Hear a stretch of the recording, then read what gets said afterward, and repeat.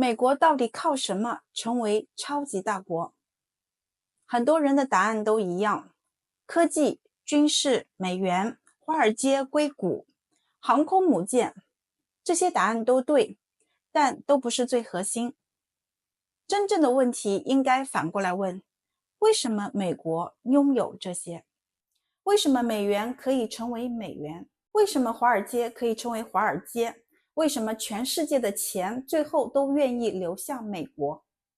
如果这个问题解不了，最后的故事就解释不了。我们看一张图，1945年以后全球资本流向，美国过去80年最大的成功不是制造了最多产品，而是建立了一套全球默认使用的系统。这个系统包括美元、SWIFT、IMF、世界银行、美国国债、全球资本市场、全球评级机构、全球保险、全球航运、全球能源定价。看到这里，观众开始意识到，美国卖的不是产品，美国卖的是系统。美国最大的出口从来不是波音飞机，而是美元资产。很多人认为美国怕中国 GDP 超过自己，真的吗？日本 GDP 当年接近美国的 70%， 美国没有发动科技全面封锁。欧盟 GDP 加起来比美国还大，美国没有围堵欧洲。印度人口超过中国，美国也不怕。为什么轮到中国，美国突然变了？答案只有一个，美国判断中国的发展方向，开始碰触整个系统。注意，不是 GDP， 而是系统。我们举例芯片，为什么限制？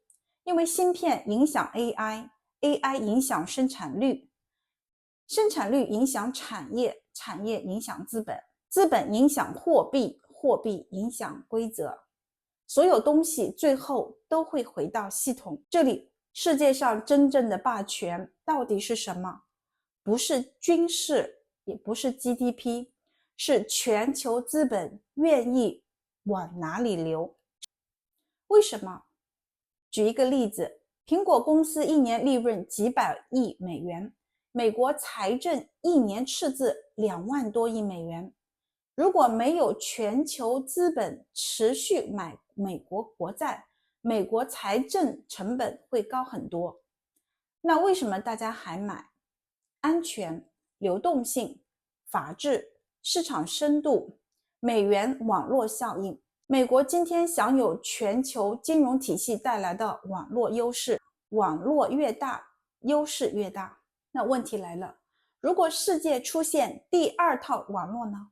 我们可以看数据， IMF 美元储备约 57%， 人民币约 2%， SWIFT 美国国际支付体系仍超过40%，人民币约 4% 左右，在主要国际支付货币中排名靠前，但与美元、欧元仍有明显的差距。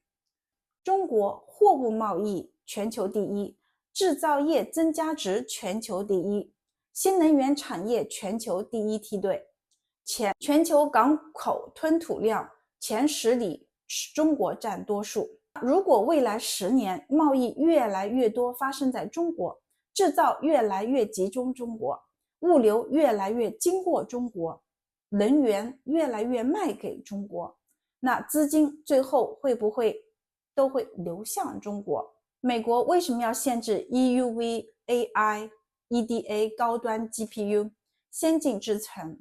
不是因为今天，而是因为美国希望未来全球最先进的生产力仍然运行在美国体系里面。真正的大国竞争从来不是争夺市场，而是争夺未来30年的资本流向。所以美国真正害怕中国拿到什么？不是芯片，不是航母，不是 GDP 第一，而是中国拥有把制造、能源、物流、金融、支付、科技连接成一套体系的能力。如果这套体系越来越成熟，世界未来就可能出现两个供应链， 2个技术标准、2个金融中心、2个资本市场。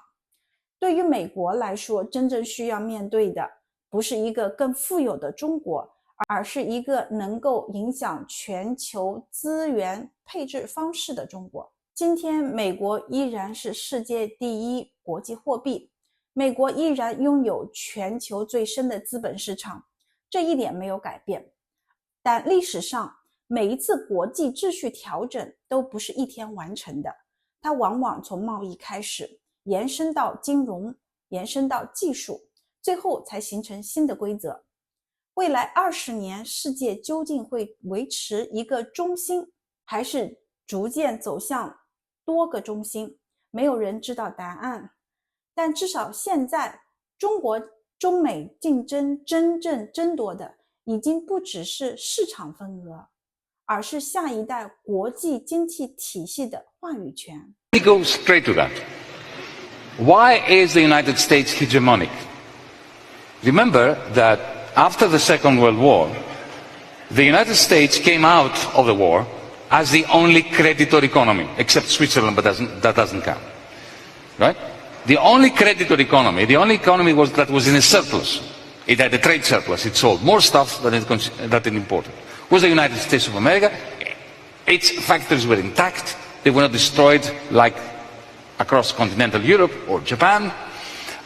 It wasn't bankrupt like this country was. And remember why you were bankrupt? Because you owed all this money to the Americans because they didn't give you a single bullet during the Second World War that they didn't charge you for and demand payment afterwards, which meant that post-war Britain was bankrupt. It was completely in a debtor's prison owned by the United States. We call that debtor's prison the special relationship. It's a special relationship, yes, indeed. We call the same thing, this is what's happening to Greece now. We are a debtor's prison, but we have a very special relationship with Brussels. Of the same ilk as you do with the United States, or back then in 1945. Okay? So they came out of it with their factories having their productivity and production capacities being massively enhanced by the Second World War. By 1945, the United States industry was capable of producing 8 times more stuff than it was in 1941, Pearl Harbor, just before Pearl Harbor. 8 times more stuff. Huh? And they created, remember the Bretton Woods system? Some of you who are older will remember that the British pound was fixed, with a fixed exchange rate to the dollar. Essentially, we had the dollar. All of us, the Greeks, the Germans, the French, the Italians, we had our own currencies, but it was a fixed exchange rate with the dollar. Essentially, we had the dollar. There were capital controls. We couldn't convert as much of our currency as we wanted to the dollar, but it was a fixed exchange rate. It was essentially a currency union. We were in the dollar zone between 1944 and 1971, when Richard Nixon destroyed the Bretton Woods system that the Americans had created. He destroyed it because the whole point about the Bretton Woods system was that it was a managed international dollar system predicated upon, based upon the American trade surplus. By the late 60s there was no... So here we have a hegemonic power in 1970-71 that is now into the red. Now what happened to the British Empire when it went into the red? It collapsed. What happened to the Roman Empire? It collapsed. Every time a major power goes into the red, it starts fading. And the fall is very close. In the case of the United States, between 1971 and 2020, let's say, the beginning of the pandemic, its hegemony and power increased exponentially along with its trade deficit. It is the only power in the world that became stronger as a result of going deeper into a deficit. That has never happened before. How did they succeed in doing it? And this is your answer. By maintaining a strict monopoly on international payments. It was the only country in the history of the planet that had a currency which was in demand. People wanted the dollar, even if they didn't want to buy anything from the Americans. Because when you put petrol in your car, if you still have a petrol car, okay, even if it is a company owned by the Dutch, and it buys oil drilled in, let's say, Nigeria, from a Nigerian company, and there's no American involved at all. Every time, because it's denominated in dollars, every time you fill up your petrol tank, you are demanding dollars. You have to convert pounds or yen or euros into dollars. So the ownership of the international payment system is what allows the United States, much more so than the ubiquitous US Army, Navy and Air Force, to maintain its hegemony. Kissinger knew that. I mentioned that in the book. In 1970, he asked his people around him. Kissinger back then was National Security Council. He was a National Security Advisor to Nixon before he became Foreign Secretary. And he said to them, how are we going to maintain our hegemony if we are in the red? And the answer he got was, we'll make other people, other capitalists from the rest of the world, pay for our deficits. This is what has been happening. But why is it that they can do that? Because they have the monopoly of the payment system internationally. What WeChat does, it threatens that monopoly. Remember the story with the German manufacturer? He's out of the dollar system. And with the war in Ukraine, something remarkable happened, because WeChat, on the one hand, and the Central Bank of China, having created a digital currency, its own publicly owned app that allows you to make free payments in renminbi, in the Chinese currency. So there are two things you can use to make international payments for free as a foreigner, as a Briton. You don't have to be Chinese. You have two. You have WeChat and you have the digital currency of the Central Bank of China. There are, as we speak, 210 million accounts of the digital currency. And business people can use it around the world to make free payments without bypassing the dollar system. That is a clear and present mortal danger for American hegemony. The reason why Donald Trump started the Cold War against China, this is my theory in the book. Why did he start attacking Huawei and then ZTE? And then you may say, of course, but Donald Trump is a madman. He would attack anyone just for the sake of it. Well, Joe Biden comes in as the anti-Trump president of the United States. And what does he do with the Cold War that Trump had started? Does he claw back? Does he retreat from it? No, he turbocharges it. He comes out with a declaration in the fall of 2021, essentially sending the message to China, we are going to stop you from becoming an advanced economy by banning all sales of advanced microchips, which is essentially, it's like in 1800 banning steam engines, the export of steam engines to Germany. This is like saying, we are declaring economic warfare against you. And why does he do that? The argument that it's because of Taiwan is rubbish. Nothing has changed about Taiwan. The one China policy had always been accepted by the West since Nixon went to Beijing. So it's not that. It's not that China is building up its army or its navy. I will believe that only when I see Chinese destroyers and frigates outside Los Angeles. For the time being, all I see is American warships outside Shanghai. So none of that makes sense. What makes sense is that the Chinese payment systems, which brings together Chinese finance and Chinese cloud capital in a most effective way, just visit WeChat and you will see what I mean, is a mortal danger for the monopoly of the dollar. The war in Ukraine did something quite interesting.